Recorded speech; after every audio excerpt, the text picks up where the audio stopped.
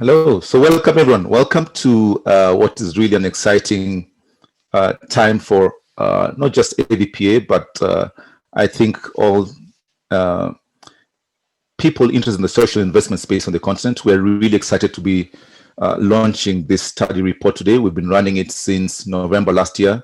It's taken patience, surviving COVID, and a lot more to get us to where we are today. We are super excited to have all of you here. Thank you so much for making time to join us. And hopefully, the next hour and a bit will be worth your time. Also to just make you aware that this is just the launch for the Pan-African study.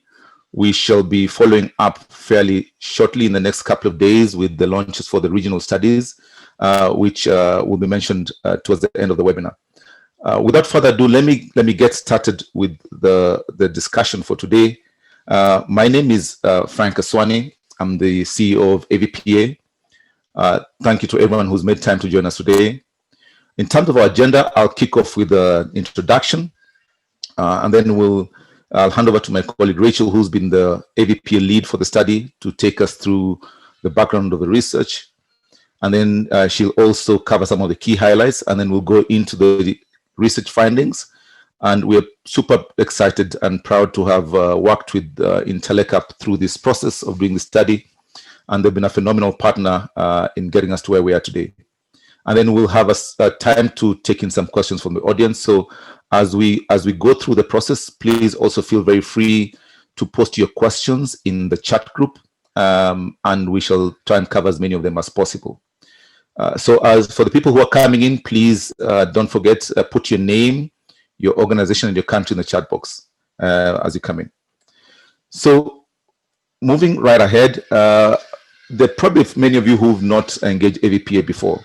And what I want to just do is give you a quick introduction of who we are as an organization. We are building a network of social investors to address the social investment financing challenge on the continent. AVPA is a Pan-African network of social investors, and we bring in board investors who are deploying financial and non-financial capital.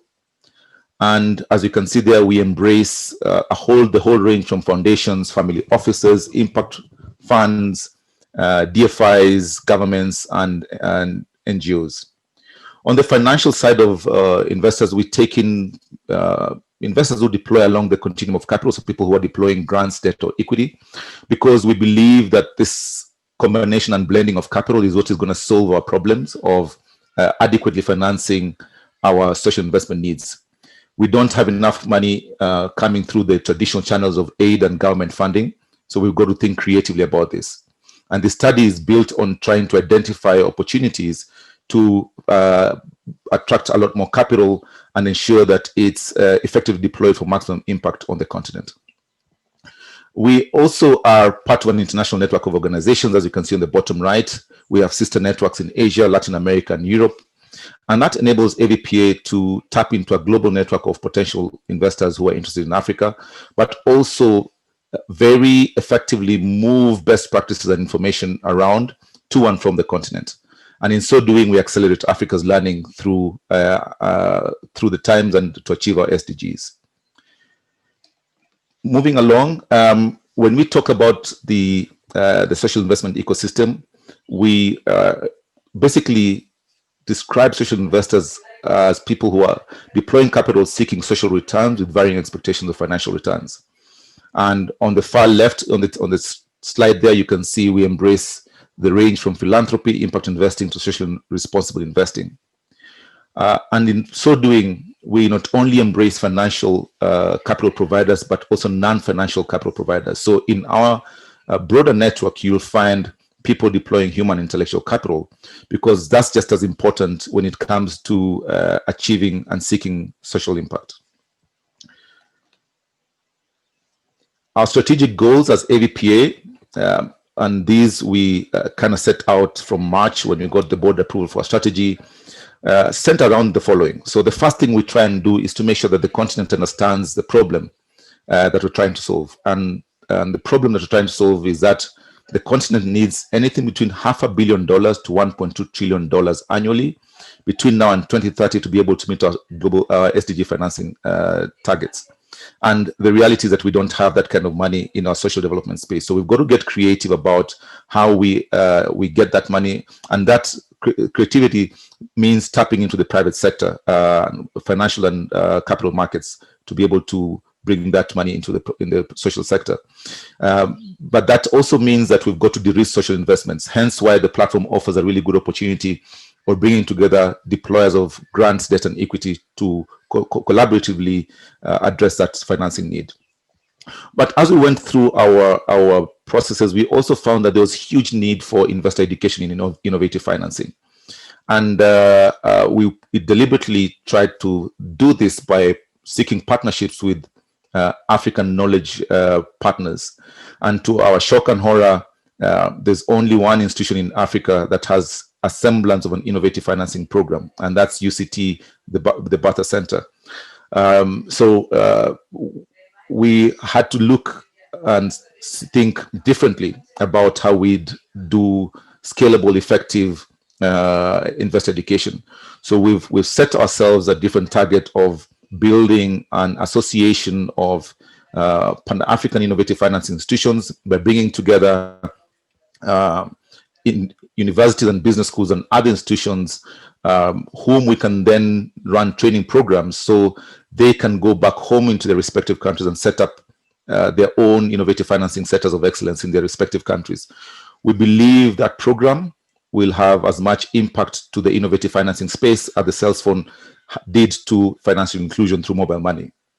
The third objective is around catalytic grant making and making sure that we are building catalytic pools of capital to crowd in private sector capital. And we've got a specific program we're hoping to run that will help our grant makers on the continent diversify from being traditional grant makers to also being catalytic investors. And the reason why you're all here is we also aim to connect social actors across the border of the continent. And this means not just African investors, but also connecting Africans to their peers globally.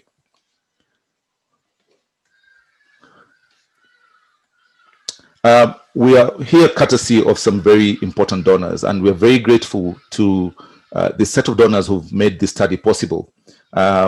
Most of them are on the call today, and we are very, very thankful to Rockefeller Foundation, USADF, Social Capital Foundation, and an anonymous donor who generously funded the cost of the study and have shown faith in us using this as a benchmark upon which we can shape the trends in social investment on the continent. Without further ado, I'll hand over to my colleague Rachel to take it over from here.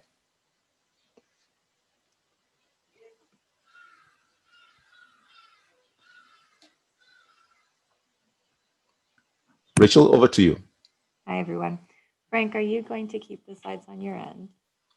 Yes, I can. Do you want to keep them? I can keep them on my end, yes. No, it's fine. Okay, okay. All right.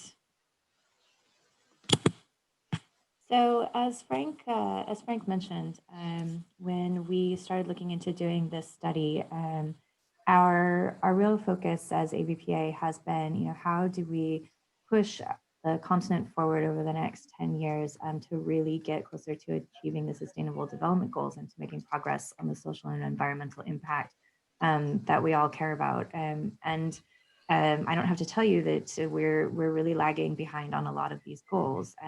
African countries have made good progress on things like climate action, but in a lot of other areas, we need a lot more investment. And that SDG financing gap is really significant. So we started looking at, well, where are the sources of funding that we can bring to bear against this gap? Traditional sources of funding, ODA, FDI, really pale in comparison to the size of this gap. Tax revenue across different African countries is also quite limited, and public spending is constrained by external borrowing. We also know this situation. So what can social investors do about it is the question that we're really asking with the landscape study. And the landscape study seeks to provide this baseline of understanding for, where are we in the social investment landscape, all the different diverse types of capital providers who could bring capital to address the SDGs. Who are they? What kind of capital are they deploying?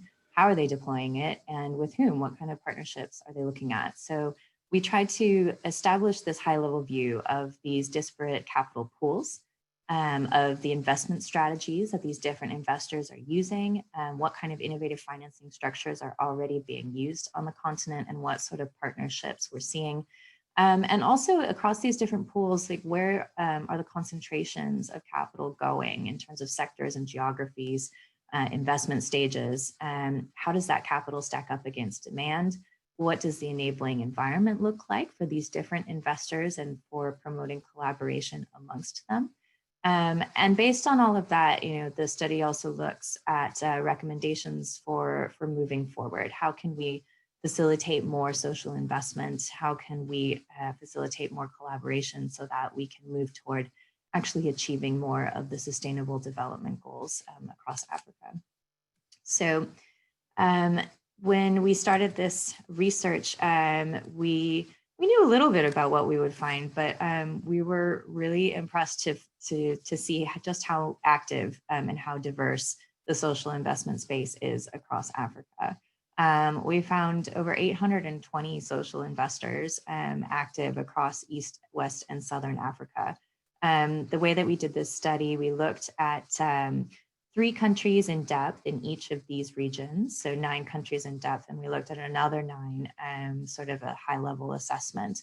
And we looked at that high level across all those 18 countries for activity by development finance institutions, which are well studied, as well as sustainability aligned fund managers. Those are like PE, VC, incubators, accelerators, other debt fund managers, private fund managers. We looked at foundations, family foundations, corporate investors, all these different types of investors, and found that there are really a lot of them active across the continent.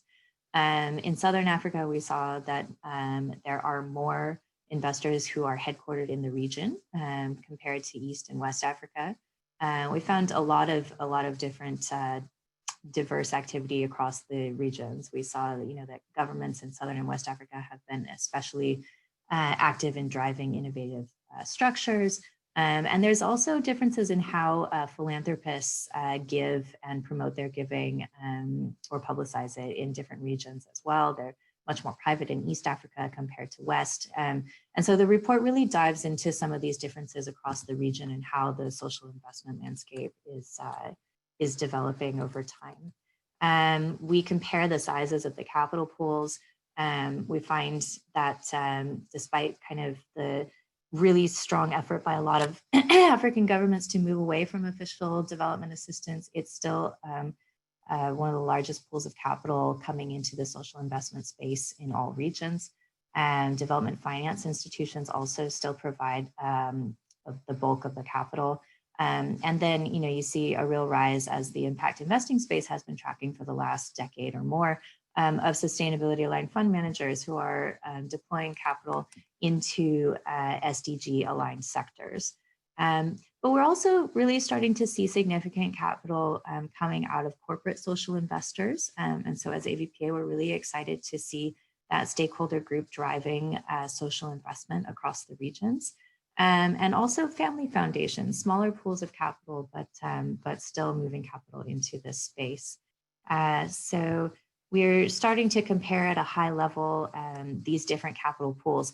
Obviously, this is a huge space to be able to cover. And so this is a very high level view of the data. And the research team has emphasized that this data is not completely comprehensive, but we hope that it establishes a baseline for looking across these different actors, which not many other research attempts have been able to do, and to really promote how they could collaborate and understand the trends amongst these different pools of capital. So we've seen a lot of different trends. You see that philanthropy is really deeply rooted and widespread across Africa. And that's a cultural tradition that is really strong across the continent. But a lot of it remains largely unstructured, informal, and private.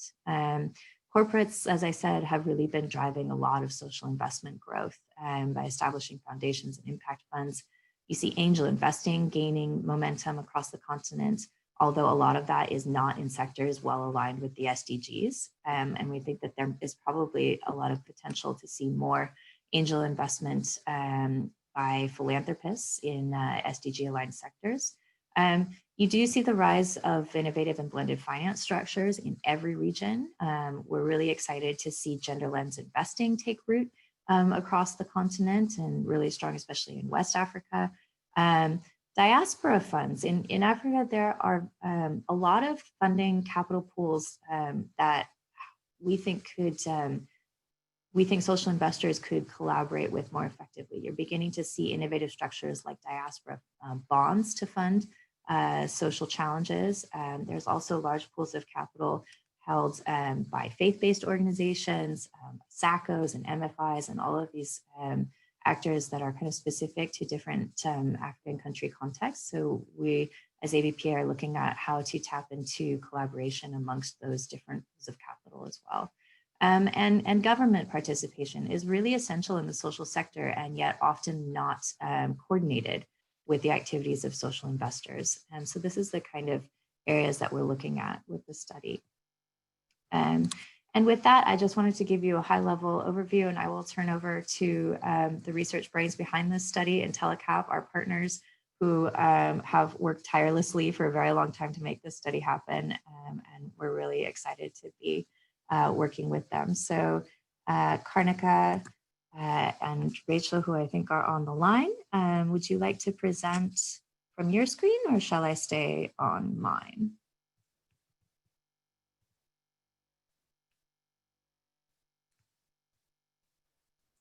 Rachel, can you see my screen? I have to stop sharing. So I'll stop sharing and you can share your screen. Thank you. Can you see my screen? Not yet. Yeah, Rachel is saying started, so maybe few seconds it may be up. Okay. Or the Rachel from AVPA. Rachel, can you have your screen up? I think Rachel, she's having some bandwidth issues. Yeah, that's fine.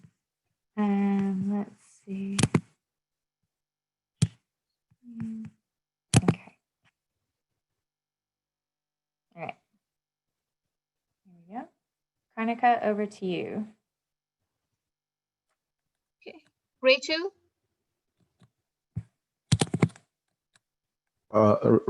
Rachel Killer, we can't. So Rachel Wangari has to. Okay, there you go. Cool. Thanks. Okay. Okay. Okay, Rachel Wangari, you're good to go. You can start.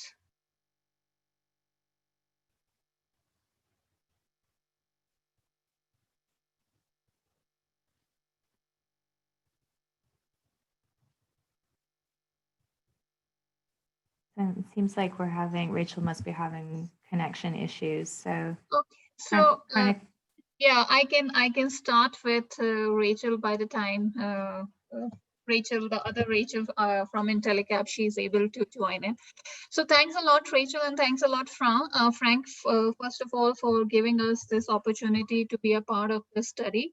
It has been a great experience to learn about the wide and the depth of the social investment landscape that exists across all the regions, Eastern Africa, Western Africa, and the Southern Africa.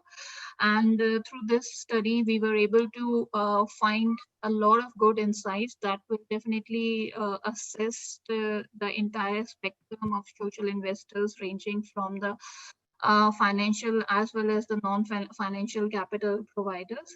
So as Frank mentioned initially, the reports will be out for each of the regions, but in this particular webinar, we wanted to compare and just give a quick background on some of the some of the insights that we've been able to find across all the regions, while more details will be there in the regional reports that we'll be also launching in the coming weeks.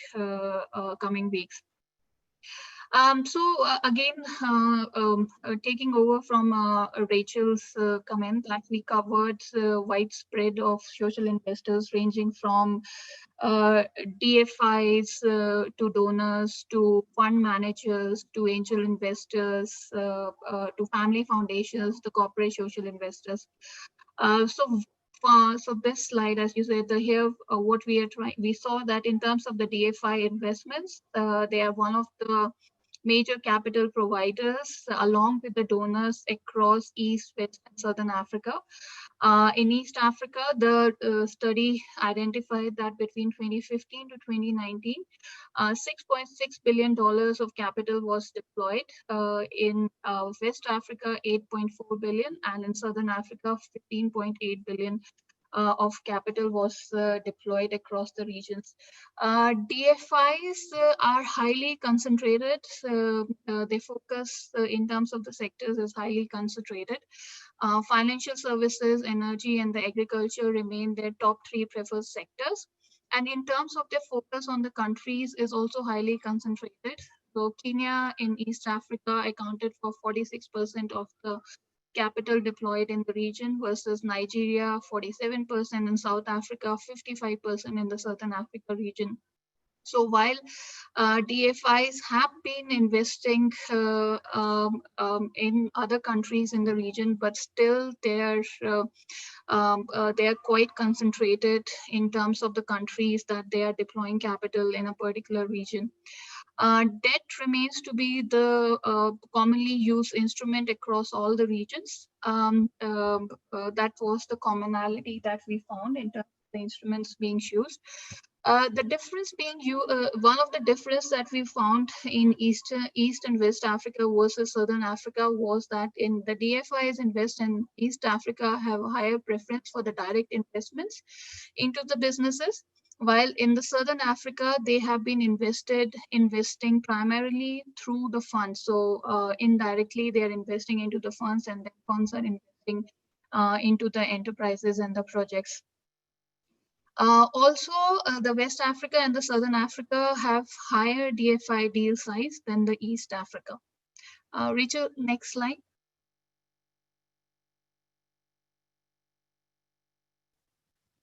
Thank you.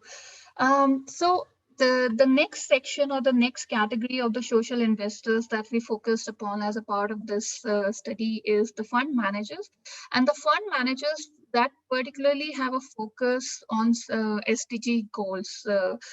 So basically these included the PEs and the VCs, the debt funds, the blended finance funds, the incubators and the accelerators.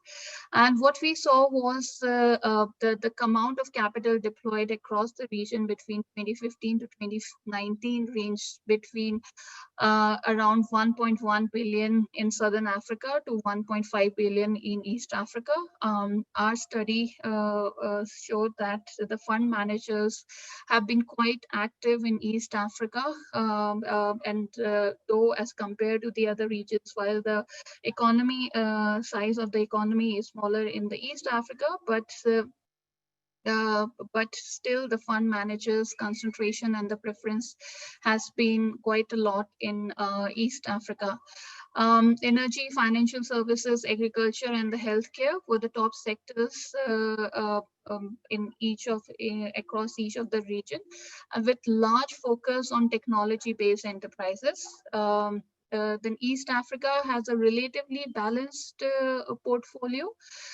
In West and Southern Africa, it is highly skewed towards financial services. So most of the fund managers in West and Southern Africa have been investing into financial services.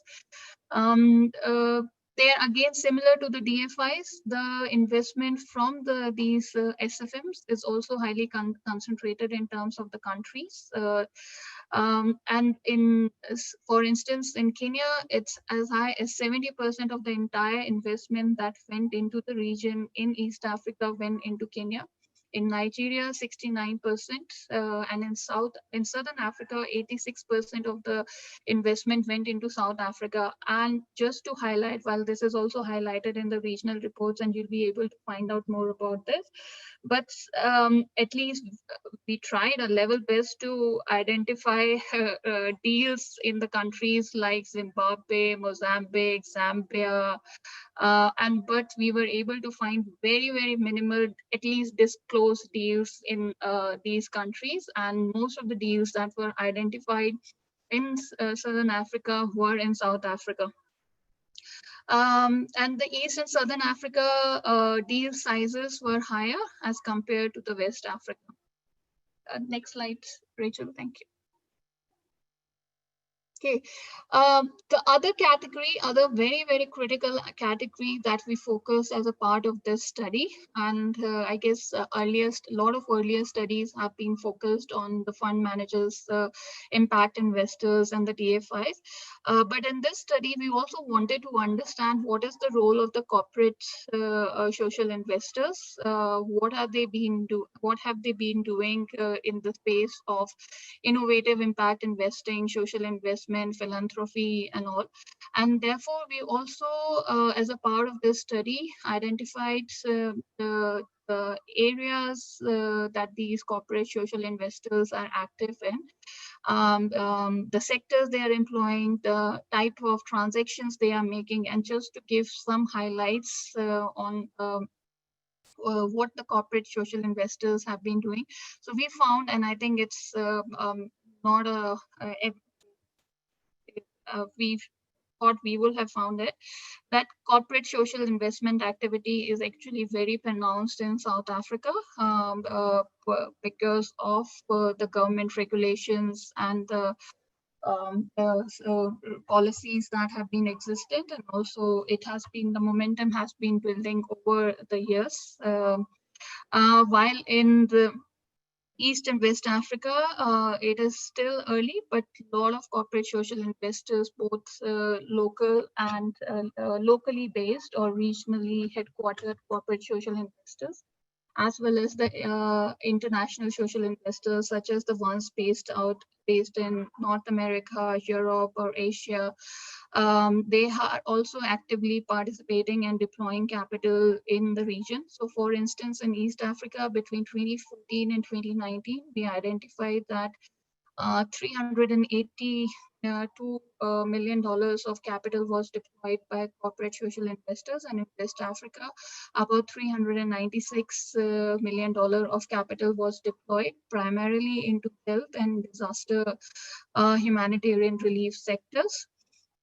In East Africa, an average transaction was about 5.5 million, whereas in West Africa, an average transaction was about 10.10 million. So this shows that, yes, beyond the regular capital finances, corporates are also both regionally based, and the international corporates are also very actively playing a role in the social investment space across all the regions.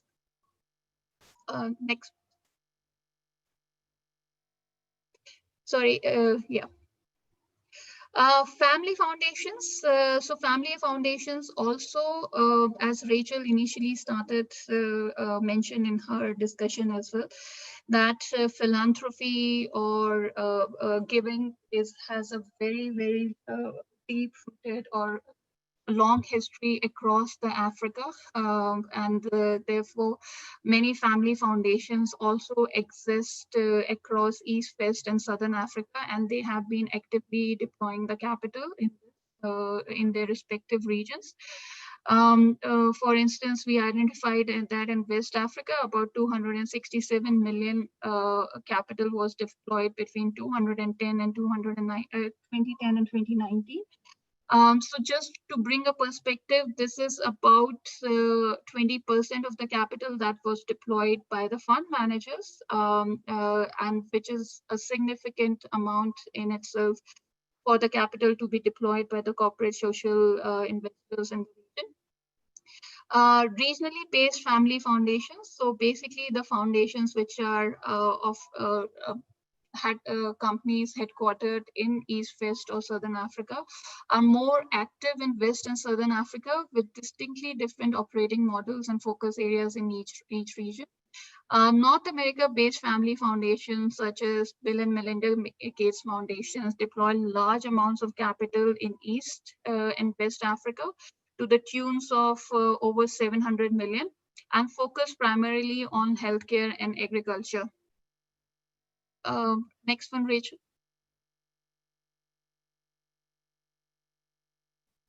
Okay. The next category of the social investors that we also covered as a part of this study is angel investment.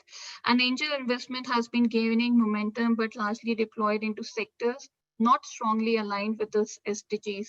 That's what we identified as a part of this research. While angels have been investing, but they have been investing into the sectors which are not very directly SDG aligned, but more sectors such as e-commerce and all. Angel investing across the region has been gaining momentum with significant traction being achieved in the last 3 to 4 years. Increasing in size with more than 400% increase in Southern Africa between 2015 and 18. And angel across all the regions largely preferred investing into sectors, as I said, in e-commerce, consumer goods, and ICT due to the potential for higher financial returns in these sectors. Next. Next slide, Rachel. Yeah. Faith-based giving and diaspora remittances, they also are the substantial sources of capital for social causes in Africa. While we weren't able to completely analyze these two categories in details, but the preliminary study that we did as a part of this study, landscape study, we identified that the faith-based giving has been focused on health, education, and economic empowerment and emergency relief across all the countries and across all the regions. In terms of the diaspora remittances, large capital inflows, especially in Nigeria, in Kenya, but this remain unstructured and provide a big potential to make them more structured and channel them in a more tangible and they create more social and impact on the ground. Some diaspora bonds have been beginning to be developed in Kenya, Rwanda, Nigeria, and Ghana for social financing. Next, next one, Rachel. Okay, donors still remain to be a large source of development funding. About 14.5 billion of capital worth of capital was deployed by donors in East Africa, 7.4 billion in West Africa, and about 4.8 billion in Southern Africa. Health remains the primary focus for area for the donors. Donor funding across all the regions is mainly dominated by USAID, accounting for between 21 to 41% of the total donor funding across all the regions. And donors have been deploying their capital in the form of multi-year programs or interventions primarily implemented through NGOs and government agencies. Next. Okay, so while the main focus of the study was on the social capital providers, the financiers, but at the same time, we also wanted to cover the demand side and the ecosystem, enabling ecosystem to understand what is the status quo for the social enterprises, the NGOs, and the sustainable businesses that receive capital from these social investors, and also how the ecosystem plays in accelerating or de-accelerating the growth. And that as a part of that, what we broadly identified was that the supply of social investment capital still remains inadequate and is not well aligned to the demand. And particularly more efforts are needed to explore the potential of venture philanthropy and other innovative financing models to leverage local capital and improve efficiency and sustainability of high impact NGOs and enterprises. Next one. Okay. And as I said, we also covered the enabling environment for the social investment, particularly around policy and regulations. Still remains underdeveloped across the region. Incubator and early stage support. There are growing number of incubators providing support to the early stage businesses, but these incubators and early stage providers remains highly concentrated in few countries in each of the region. For instance, the most of the support available is in East Africa is in Kenya, in West Africa it's in Nigeria, in South Africa, in Southern Africa it is in South Africa, and even in these countries, these incubators and early stage support providers are highly concentrated in the main cities as well. There is a limited support available for the growing businesses and the SMEs. So while most of the capacity building and TA support as of now across these countries is concentrated towards early stage businesses, and there is limited support, acceleration support for the growing businesses. Networks and platforms. There are several well-established networks and platforms in the region, likes of the Andes and the other. But one of the area that we found that there is a need for more networking and the forums is the philanthropy. While there are some upcoming platforms and the networks, even such as like AVPA and the others, but that is the area definitely which requires more coordination and collaboration by both the social investors and the demand side players. The knowledge and the research, data and information on the social investment industry, particularly philanthropic, corporate, and the faith-based giving in the region remains scattered. More and more research has been done on the DFIs, impact investors, but limited study has been done on the capital being provided by corporates, by family foundations, by faith-based organizations, and even the donor diaspora funding. So more research is definitely needed, and more consolidated efforts to collect and produce this data is needed in these particular fields as just highlighted. And in terms of mobilizing the philanthropic capital, what we identify as a part of this research was that Southern Africa and particularly South Africa has witnessed a rise in ecosystem providers offering support and advisory services to the philanthropic capital providers, and which in turn has resulted in a lot of capital facilitated by corporate foundations, by family foundations into the social investment space.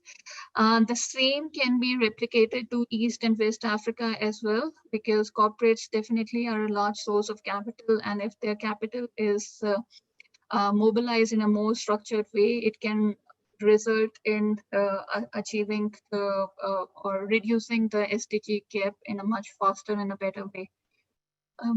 Next slide, Rachel. Okay, thank you. Thanks a lot. I think Frank is going to take the next slides. Yeah. So, Yes. yeah. Go ahead. So we're happily going to take a couple of questions from the audience. And please, if you've got any additional questions, please put them in the chat group. And I'm going to start with a question from Yemisi Falade, who asks, Kanika, what investment structures do SFMs prefer? You mentioned that DFIs prefer debt.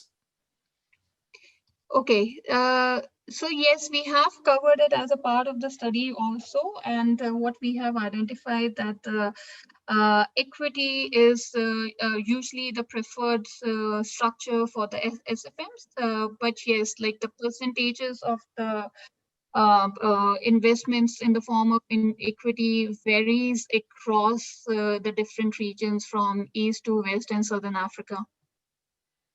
Okay, thank you.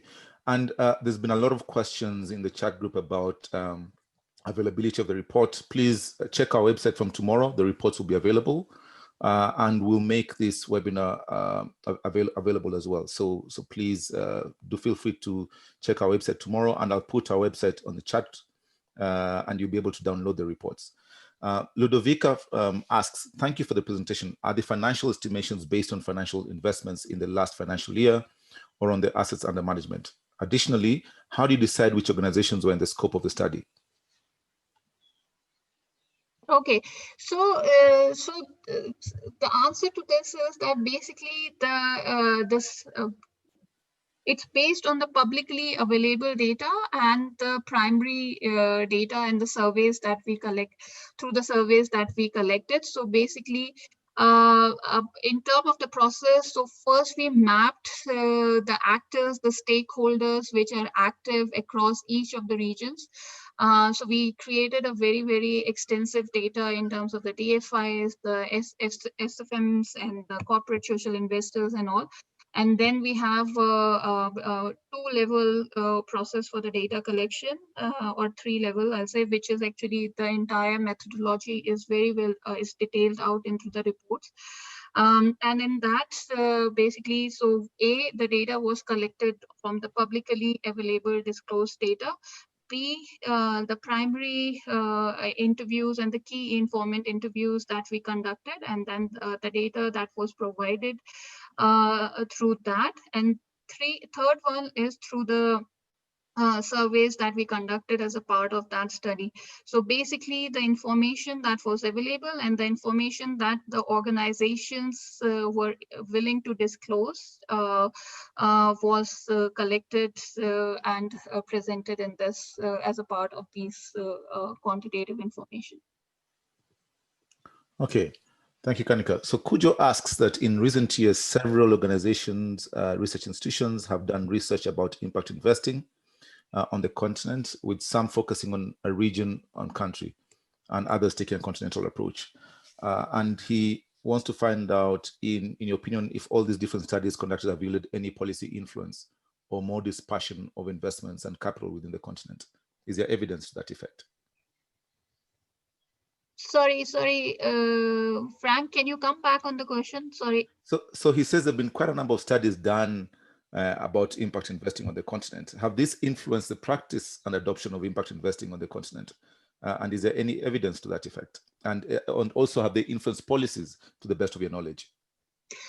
Definitely. So I'll just give some examples there. So with a lot of the studies that have happened, currently Kenya is in the process of developing a startup bill act. Rwanda is also in the process. Then even in Kenya and Ghana, they are in the process of developing the social enterprise policy. Ghana, I think, is at a quite a later stage in that regards.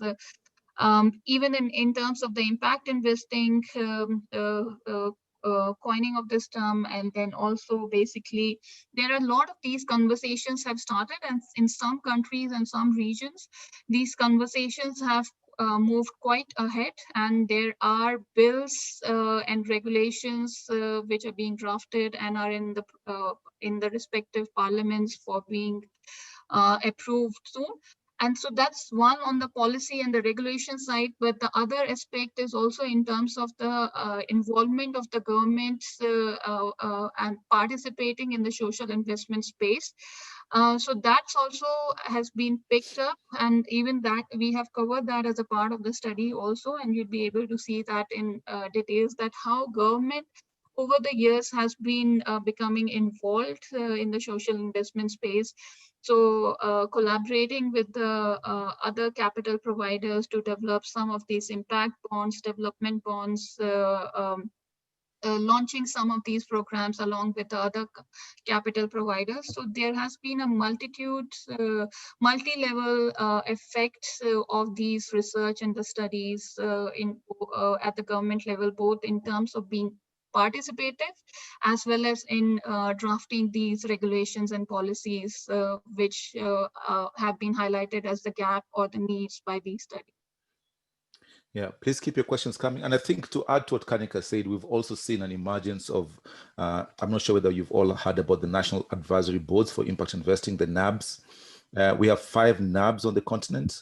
These are bodies that were put together to shape the uptake and adoption of impact investing in various countries. So Africa currently we have NABs in Kenya, Nigeria, South Africa, Zambia, and Ghana. And we have some heads of NABs on the call with us today, but that has also been informed by the body of knowledge that has come from some of the work that's been done, but also in coordination with the Global Steering Group for Impact Investing that is globally trying to mobilize and create the NABs across the world. Another question that's come through here has come from Joseph, who asks, who are the major knowledge actors in the social stock impact investing space?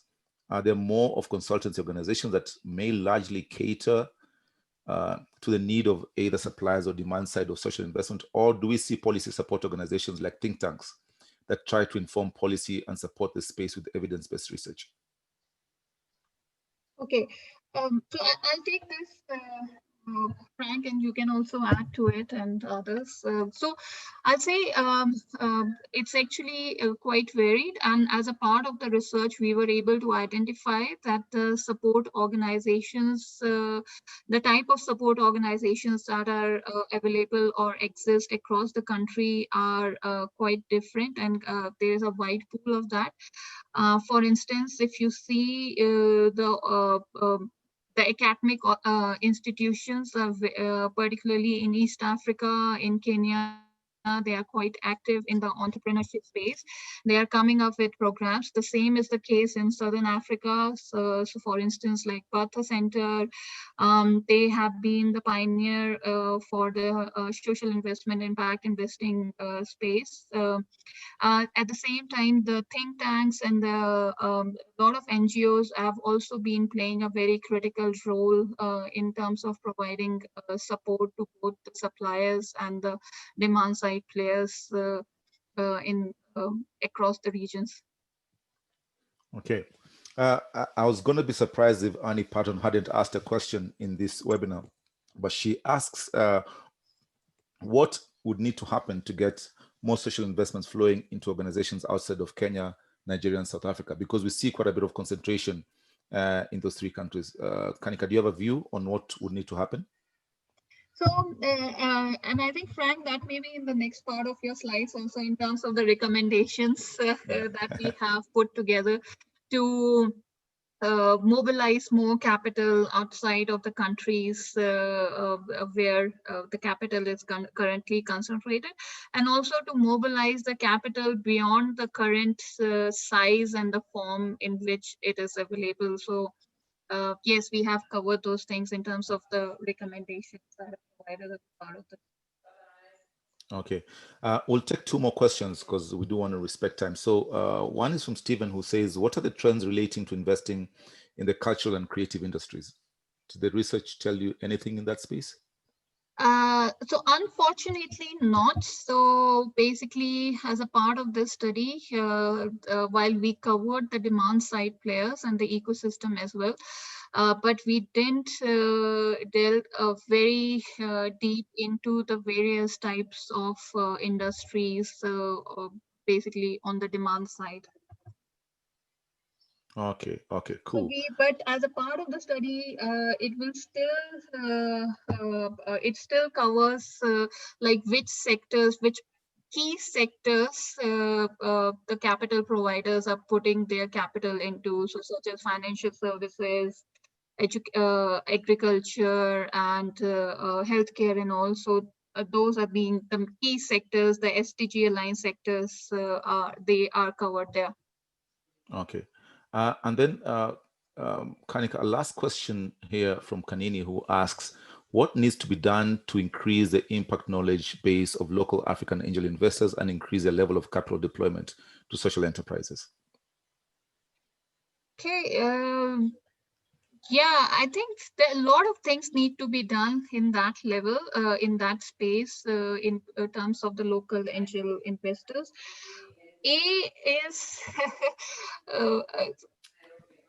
the thing is that because the banks, the type of returns that currently available in terms of the real estate and also in most of the regions and most of the countries in Africa seems to be more lucrative. And also, so the second thing is also the local angel investors are they need to be educated. Sorry. Sorry, muted. Yeah. Go ahead. No worries. Yeah, so they need to be they're not well versed with the concepts of angel investing and the equity and the debt and how to invest and how to conduct due diligence. So couple of things. A, co-investment. So basically co-investment with the angel investors, maybe international investors who are used to investing. So co-investment with those.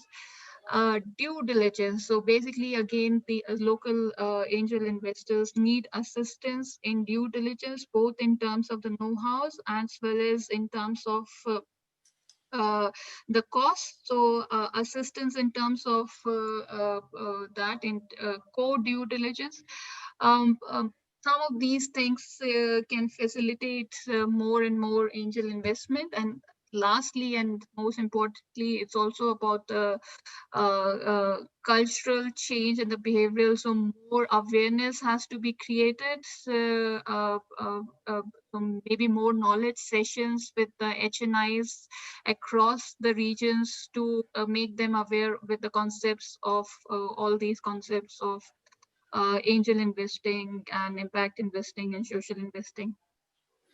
Okay, and then a final question before we do the summaries. Are there any sectors that you consider to be especially underfunded by region? Did you find any underfunded sectors? Yes, definitely there are. I don't know if my colleague Rachel is now able to, but there are definitely some of the sectors which are, but so I don't want to just quote like this, but so for instance, in some regions we found education was, though there is a need, but at least it's not been funded by the capital DFIs or the SFMs or the fund managers, but it has been highly concentrated by the donors and the faith-based giving.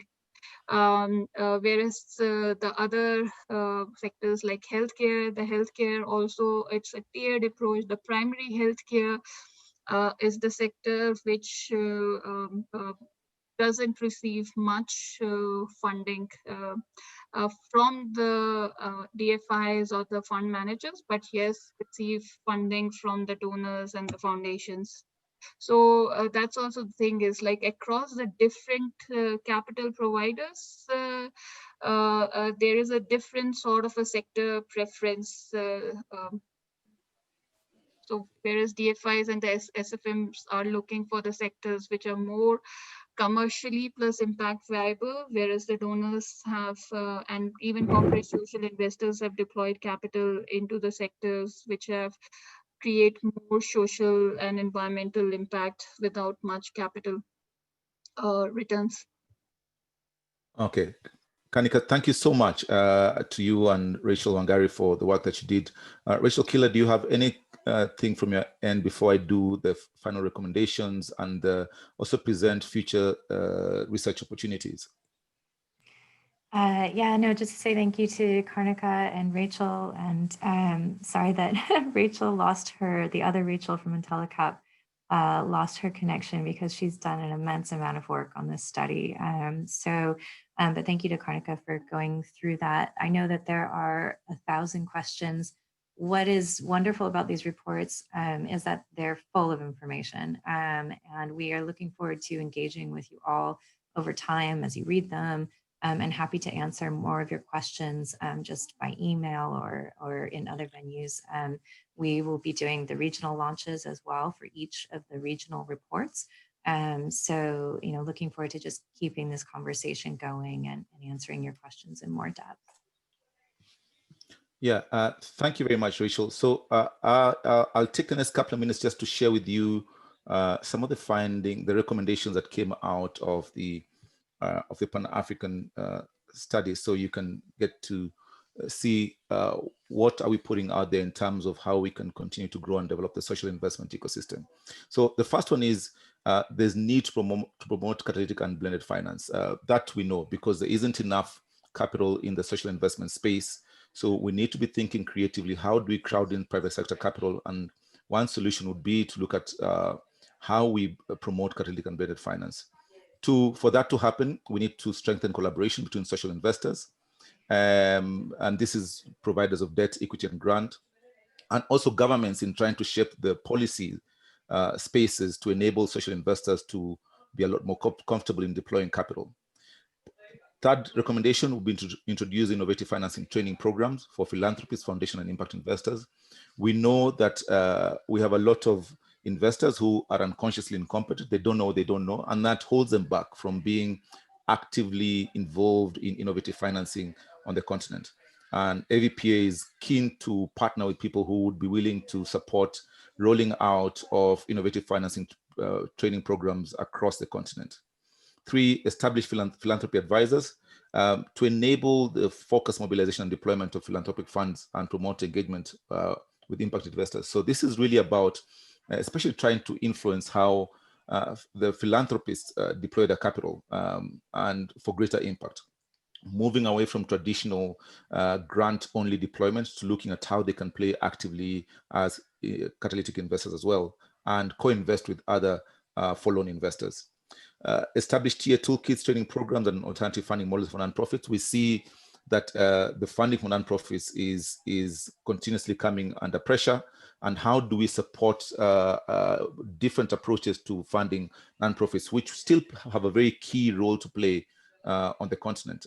So that's something that needs to be looked into. 6, improve the legal and regulatory frameworks.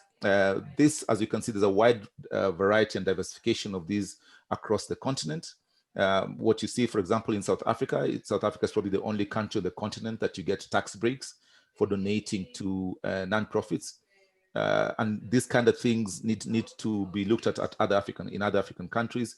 But whereas in South Africa, if you're, for example, a foundation that is looking to play in an outcome-based funding, you can only come in as an outcome-based payer, not an investor. So because the tax regulations prevent you from doing so. So there is stuff that we can do. And what AVP will try and do in this process is try and use our networks in Asia and Latin America and Europe to see what have other countries done from a policy perspective to advance their policy spaces. So to encourage social investors to deploy more capital. And we'll be running, part of the work we'll be doing is looking at policy forums to inform the necessary policy changes that Africa needs to make. Point number 7, build investable pipeline of locally funded businesses. And this is really how not only we support our incubators and accelerators, but also how we support the kind of capital and high-risk capital needed at that level. And that's something I think we need to look into. Number 8 is invest in data building and knowledge tools. I think that goes without saying that we need to continuously collect data for learning purposes, but also to inform our decisions as we move forward. Lower the cost of due diligence and matchmaking. This is something that we all know is an issue in Africa. And part of what our DealShare platform, and I'll talk about that in a short while, will be doing is to try and ease some of those costs by making it easy for investors to find each other and making that due diligence process a lot shorter. And then develop a blueprint to harness diaspora funds and local sources of capital, such as faith-based institutions and individual philanthropists, SACCOs, and the rest. I think many of us who grew up and are older than 40 probably went to a mission-funded hospital or a school. And there's a lot of money. You all will know Africans give the most amount of their money to their religious institutions. How can we tap into some of that capital that is sitting there? What can we do with the amount of money that our brothers and sisters living out of our countries are sending back home? And there's emerging models, but there's a lot more deliberate structuring of some of that stuff that could be done going forward. So these are some of the recommendations that each on their own offer some really exciting programmatic intervention opportunities, and would be very happy to partner with anyone out there who's interested in any of these to bring it to life.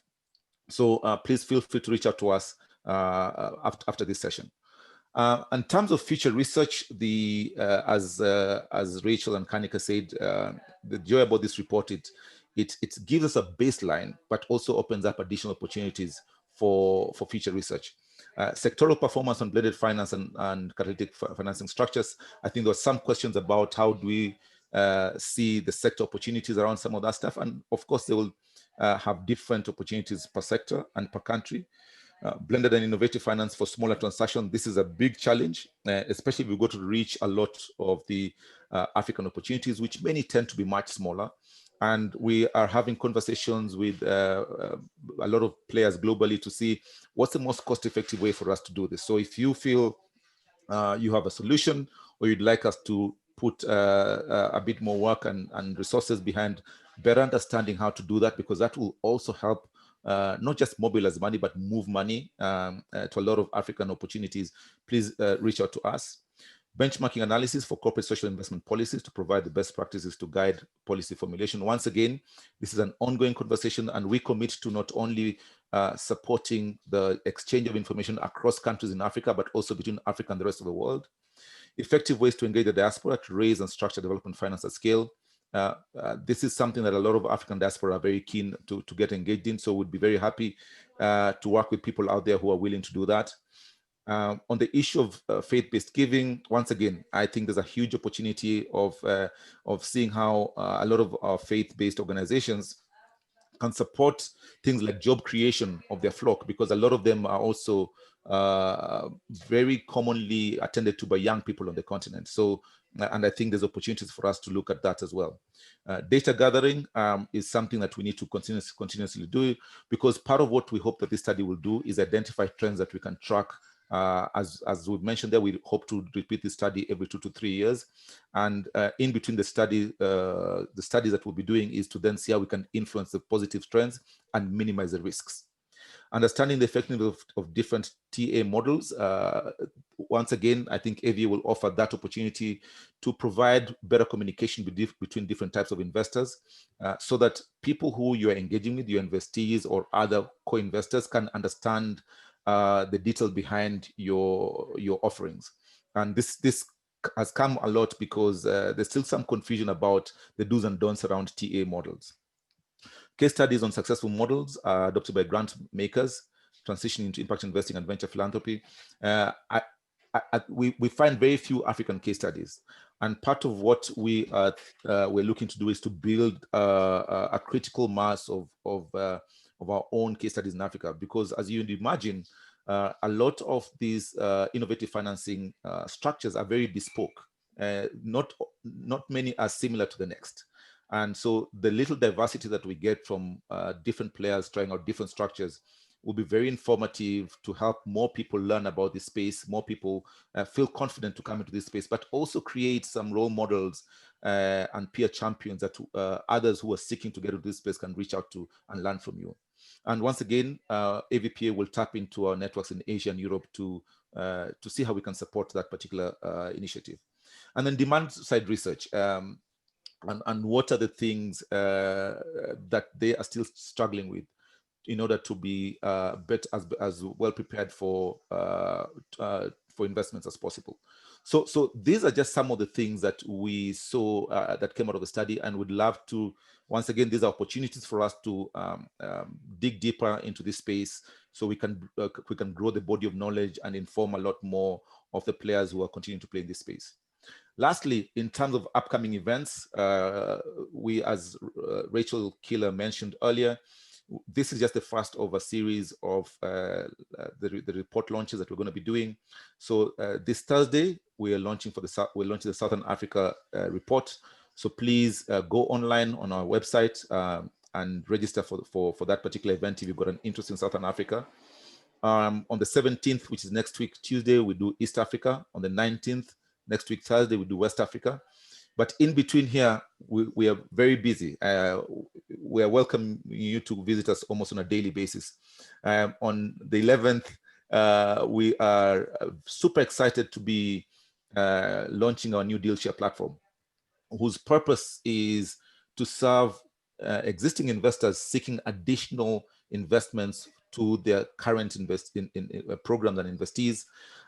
You can use the DealShare platform to post post your investee as investment opportunities, and we'll expose this to a wider network of other investors. And if any of them show interest, we'll make sure you get connected, and hopefully transactions can happen at that level. The other people who could benefit from the DealShare platform are investors coming to Africa or emerging from Africa who are seeking deal flow, but also not just any deal flow that has existing investors. So you're seeking syndicated deals. The DealShare platform will be a perfect opportunity for you to meet other investors, especially African investors. And the DealShare platform will be undergoing a pilot. So between now and the next couple of months to early next year, we're in the pilot phase. So it's free to join. You can post your deals for free. There's no cost to it. And we also don't want your money, so we're not taking any cuts from the deals you're doing via the platform. So feel very free to maximize the platform. Come on board, get used to get a feel of the platform, but also benefit from the additional stuff that we're doing in supporting investments in Africa. Yesterday, we had a really interesting primary healthcare gathering with Philips Foundation, where we're trying, Philips is looking to seed a Pan-African primary healthcare fund. And we're supporting them by bringing together investors who are interested in the primary healthcare space to see if we can actually make that fund happen. So there's a lot of back-end stuff and support that AVP will be giving you in the interest of supporting you to be able to deploy capital a lot easier. So with that, we're going to stop there and thank everyone for the time that you've taken